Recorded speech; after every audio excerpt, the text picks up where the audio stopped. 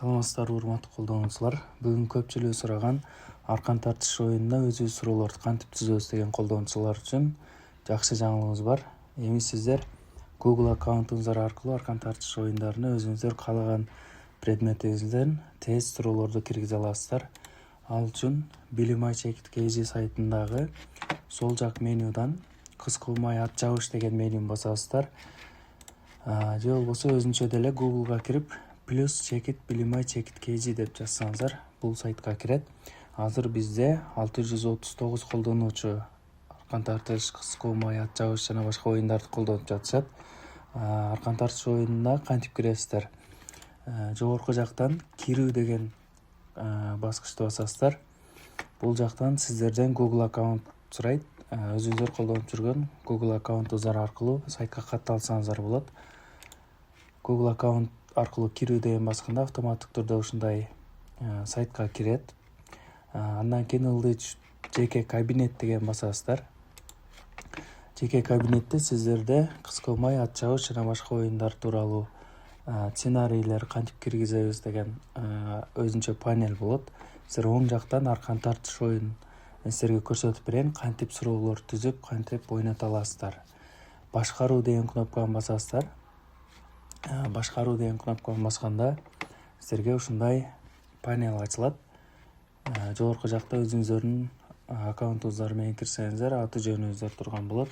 Сол жактан тандоо деген жерден, бул жерде азырынча предмет жок, себеби мен азыр предмет киргизе элекмин. Бизге предмет жок деп кайрылган колдонуучулар да көп болгон. Ошондуктан азыр сиздерге кантип тест киргизет баардыгын көрсөтүп берейин. Тандоо деген ылдыйында жаңы поле турган болот. Ушул жерге сиздер өзүңүздөрдүн предметиңиздерди жазып аласыздар. Биринчиден, мисалы кайсыл мугалим, математик мугалим болсо, математика деп жазат өзүнүн предметтерине. Азыр мен сиздерге информатикага тиешелүү бир 3 тест киргизип, ойнотуп көрсөтүп берейин.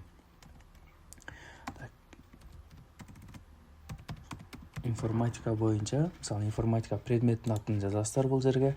Андан кийин суроонун тексти, бул жерге суроо жазасыздар. Мен алдын ала жазып койдум. Компьютердин маалыматын убактылуу сактоочу эс тутум кайсыл дейт. Суроо жазабыз, андан кийин варианттарды жазып чыгабыз. Вариант 1, вариант 2. Бул жерге ошол суроонун варианттарын жазып чыгасыздар. 4 вариант жазып бүткөндөн кийин туура жообун белгилейсиздер. Бул суроонун туура жообу оперативдик эс сактап белгилеп туруп база сактоо деген басабыз. База сактоо деген басканда мына бизде азыр информатика деген предмет пайда болду.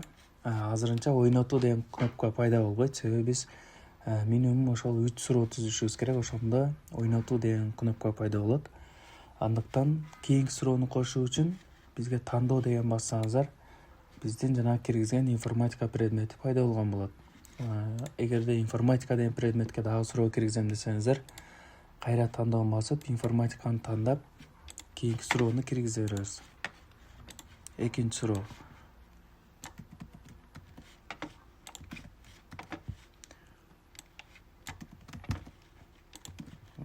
Суроону вариантка жазып койдум.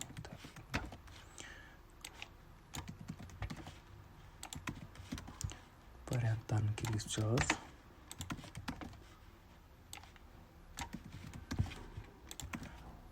Бул жерде туура жооп тексттерүү жана түзөтүү сактоону басабыз. Дагы бир суроо киргизейин. Ушинтип информатика сабагына предметти тандайбыз, суроону киргизебиз. Монитор,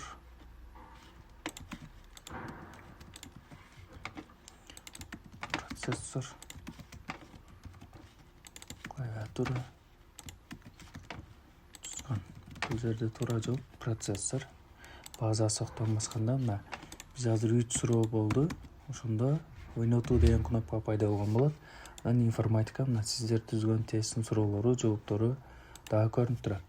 Ойнотуу деген басканда кадимкидей эле ошо аркан тартыш сиздердин аты жөнүңүздөр, мугалим, команданын атын жазсаңыздар болот. Анан канча убакыт болуш керек оюн. Эгер суроолоруңуздар көп болсо, убакытты көбүрөөк койсоңуздар да болот. стандарттык түрдө 3 мүнөткө коюп турайын. Бизде суроолор аз. Ошон үчүн оюнду баштоо деген басабыз. Бул жерде жаңыланган нерселерден азыр биз түзгөн суроолор боюнча тест болуп жатат. Ката жооп берсе ушундай үндөр кошулат жана кайсыл команда канча упай топтоп кетип атат. 0,6, 0,6. Туура жооп болсо мына 1 упай топтолот. Анан ортодо убакыт дагы бар. Музыка өтө катуу же болбосо мындай тажап берген болсо музыканы өчүрүп койсоңуздар да болот фондо.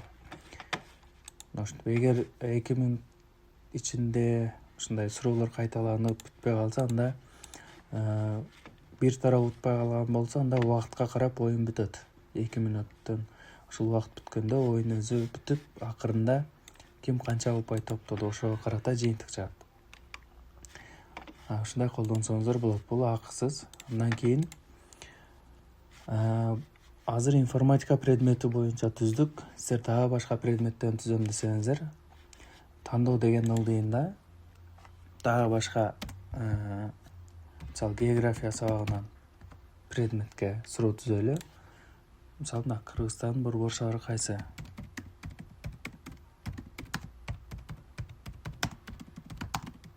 Кайсы?